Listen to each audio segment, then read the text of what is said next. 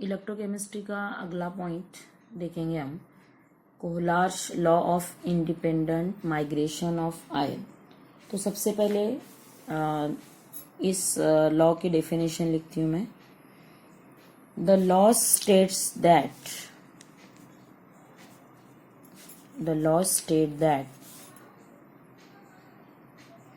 at infinite dilution or zero concentration, each ion migrate independently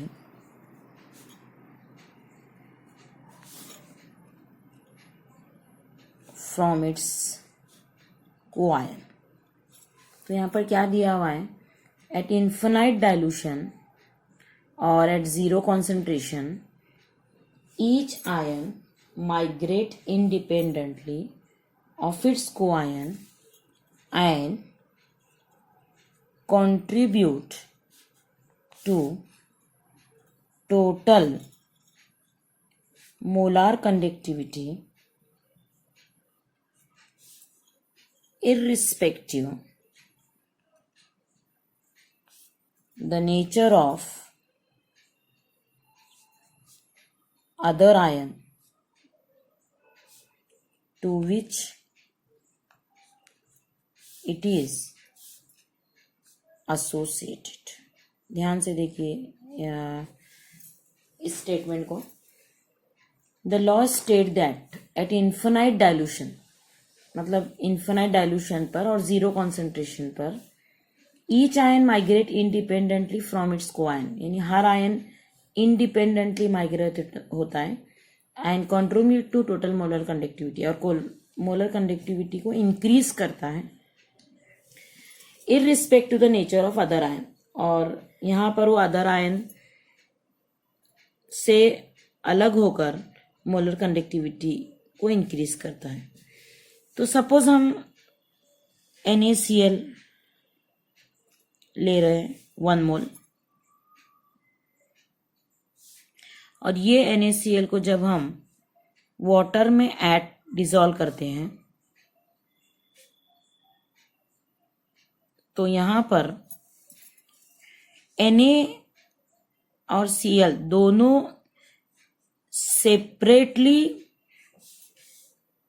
independently migrate होते हैं। जब हम इसको डाइल्यूट करते हैं, इन्फिनाइट डाइल्यूट करते हैं, तो Na अलग माइग्रेट होता है इंडिपेंडेंटली और Cl माइनस आयन अलग माइग्रेट होता है, और दोनों भी मोलर कंडक्टिविटी को इंक्रीज करने में अपना कंट्रीब्यूशन करते हैं। तो यहाँ पर इसको दिखाया गया है, molar conductivity at zero concentration is equal to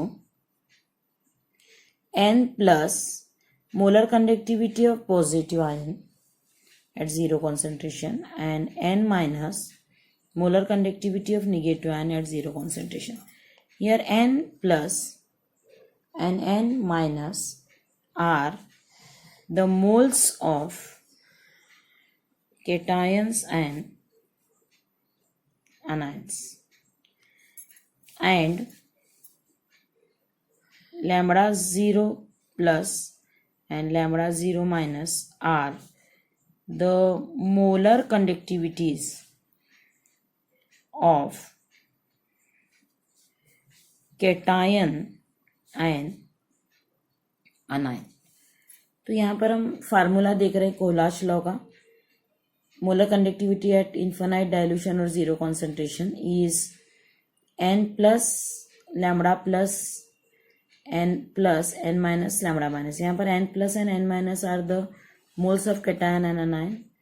lambda 0 and lambda 0 positive negative are the molar conductivity of cation and anion respectively।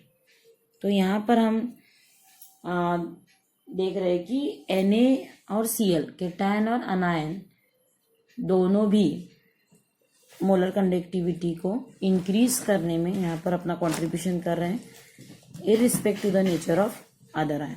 तो ये था all about the Kohlrausch law. उसके बाद पढ़ेंगे हम application of Kohlrausch law.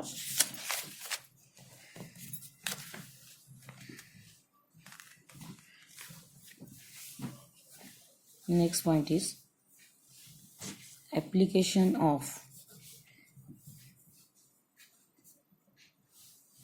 कोलार्श law. तो इसके application देखो. Point number 1, it is used to calculate the molar conductivity of electrolyte.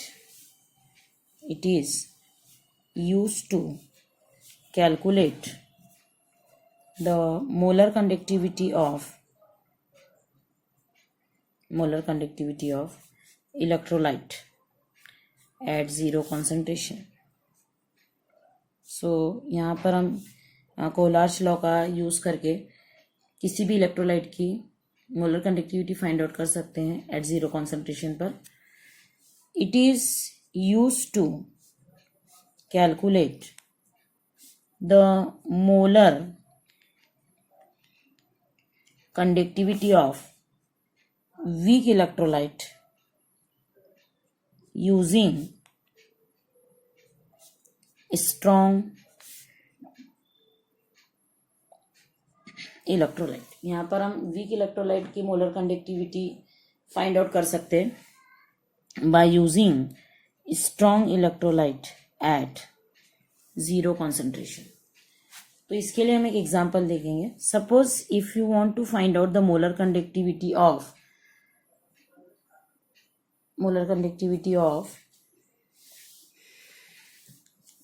acetic acid. Here we have to find out the molar conductivity of acetic acid at zero concentration by using molar conductivity of HCl, molar conductivity of NaCl and molar conductivity of CH3COONA. तो यहाँ पर हम CH3COOH week electrolyte की molar conductivity find out कर सकते हैं ये तीनों की molar conductivity eight zero concentration की वैल्यू से. तो यहाँ पर तीनों के वैल्यूज़ दिए हुए हैं. HCl वैल्यूज़ का इस्तेमाल करके हम फाइंड आउट कर सकते हैं. तो सब में पहले हमें ये मालूम रहना है कि molar conductivity of HCl means it is molar conductivity of H plus ion and molar conductivity of Cl minus ion. Here molar conductivity of Na plus ion plus molar conductivity of Cl minus ion. Here molar conductivity of CH3COO minus ion and molar conductivity of Na plus ion.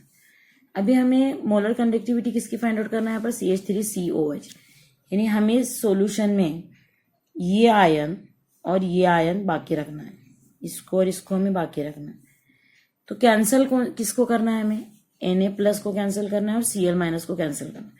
तो ये Cl minus और Na plus cancel होंगे अगर हम ये दोनों को negative sign देंगे. ये दोनों को अगर निगेटिव साइन देंगे तो ये दोनों कैंसिल होंगे. तो इसलिए हमें molar conductivity of acetic acid find out करने के लिए ये दोनों को ऐड करना पड़ेगा. Molar conductivity of H plus plus molar conductivity of Cl minus और हमें ऐड करना पड़ेगा molar conductivity of CH3COO minus ion and molar conductivity of Na plus ion और माइनस करना पड़ेगा हमें molar conductivity of Na plus and molar conductivity of Cl minus. तो ये आयन्स कैंसल होंगे और रिजल्ट हमें मिलेगा molar conductivity eight zero concentration of acetic acid में ये दोनों बाकी रहते. तो हमें दोनों के molar conductivity eight zero concentration को ऐड करना पड़ेगा और NaCl का सब्सट्रैक्ट करना पड़ेगा. इस तरह से हम वीक इलेक्ट्रोलाइट की मोलर कंडक्टिविटी फाइंड आउट कर सकते हैं by using strong electrolyte at zero concentration. उसके बाद हम एक देखेंगे what is the relationship between molar conductivity and degree of dissociation. ये दोनों के रिलेशन के लिए हमें एक फार्मूला यहाँ पर दिया गया है. Degree of dissociation is represented by alpha and alpha is equal to lambda C upon lambda 0.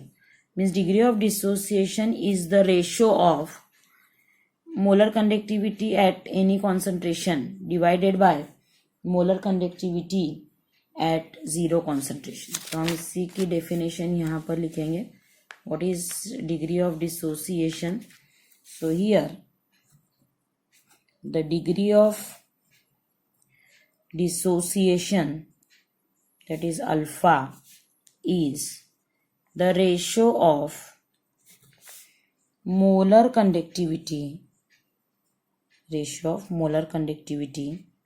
at any concentration to the molar conductivity at zero concentration. तो ये था एक formula in which we show the relationship between molar conductivity and the degree of dissociation. उसके बाद हम पढ़ेंगे measurement of conductivity. Next point है measurement of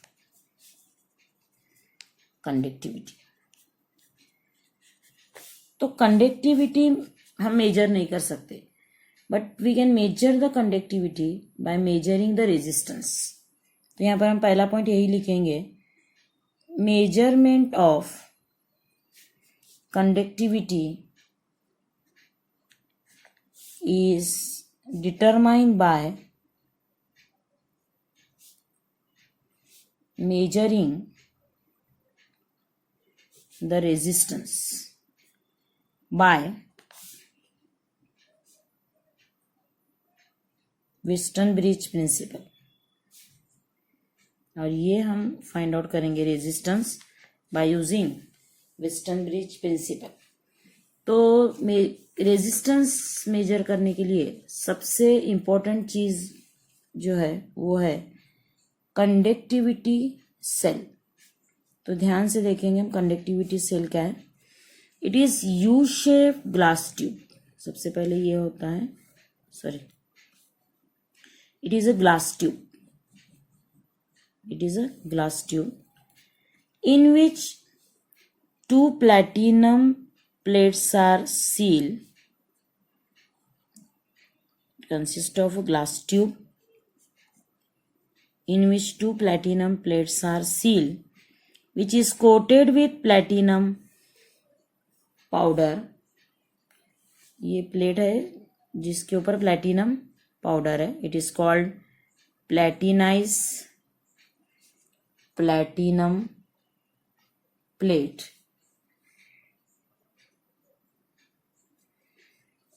And it is immersed in a solution.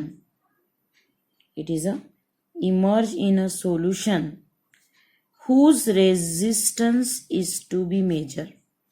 और इसको ऐसे सॉल्यूशन में हम इमर्ज करते हैं जिसका रेजिस्टेंस हमें फाइंड आउट करना है. तो it is called conductivity cell. तो याद रखेंगे हम पर, it consist of a glass tube in which two platinum plates are sealed. The platinum plate is coated with platinum powder called platinised platinum plate, and it is emerge or dip in a solution whose resistance is to be measure. इसको ऐसे solution में deep किया जाता जिसका resistance हमें measure करना हो. उसके बाद हम देखते हैं the second important thing, that is cell constant. उसके बाद हमें मेजर करना होता है कंडक्टिविटी सेल का cell constant. Cell constant is represented by B, and cell constant is the ratio of length and cross sectional area of conductor. तो इसमें हम लेते हैं the ratio of the distance between the two electrode divided by cross sectional area. यहाँ पर length जो है it is a distance between the two electrode, यानी सेल में दो इलेक्ट्रोड के बीच का जो डिस्टेंस है वो, और divided by cross sectional area. This ratio is called cell constant. तो हमने पहले ही कंडक्टिविटी का फार्मूला यहाँ पर देखा हुआ है, K is equal to G L upon A. तो यहाँ पर हम G के जगह लेंगे 1/R, because resistance is the reciprocal of conductance, और L अपॉन ए के जगह हम यूज़ करेंगे B। तो यहाँ पर फार्मूला बनता है conductivity is equal to cell constant upon resistance. तो ये था सेल कांस्टेंट। उसके बाद हम स्टडी करेंगे how to measure the resistance of the solution. So the third point is measurement of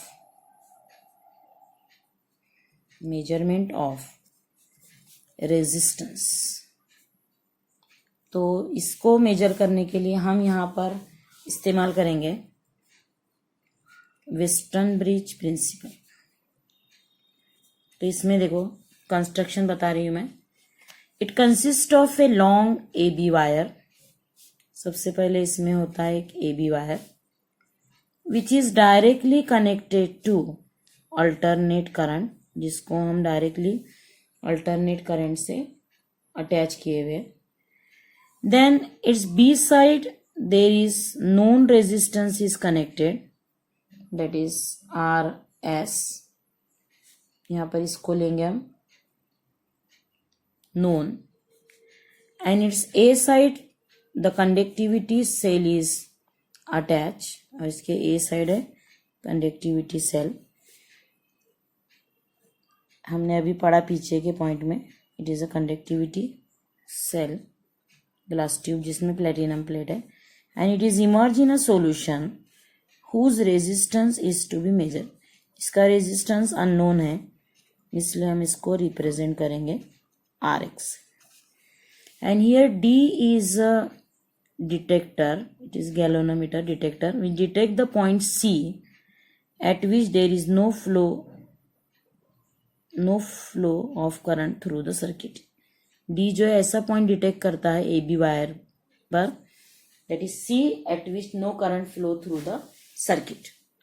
तो ये लिखना है हमें कंस्ट्रक्शन ऑफ वेस्टर्न ब्रिज। क्या क्या देखो ध्यान से। A B is a long wire which is directly connected to alternate current. On its B side, a known resistance RS is connected. On its A side, the conductivity cell is connected, which is immersed in a solution whose resistance is to be measured. And here D is a detector which detects the point C on AB wire at which no current flow through the circuit. तो यहाँ पर हमें use करना है western bridge principal. Principal क्या है देखो, the unknown resistance is divided by AC length is equal to known resistance, it is divided by length of CB. तो इसमें से हमें फाइंड आउट करना है R X. R X is equal to R S into length of AC divided by length of CB। तो ये फार्मूले का इस्तेमाल करके हम सबसे पहले यहाँ पर फाइंड आउट करेंगे रेजिस्टेंस, फिर रेजिस्टेंस से हम फाइंड आउट करेंगे conductance, that is K is equal to B upon R. ये फार्मूले से हम फाइंड आउट करेंगे कंडक्टिविटी, और उसके बाद मोलर कंडक्टिविटी फाइंड आउट करेंगे हम by using formula molar conductivity is equal to 1000 K upon C। तो इस तरह से हम कंडक्टिविटी को डायरेक्टली मेजर नहीं कर सकते, या मोलर कंडक्टिविटी को हम डायरेक्टली मेजर नहीं कर सकते, लेकिन by using resistance we can find out the conductivity and molar conductivity.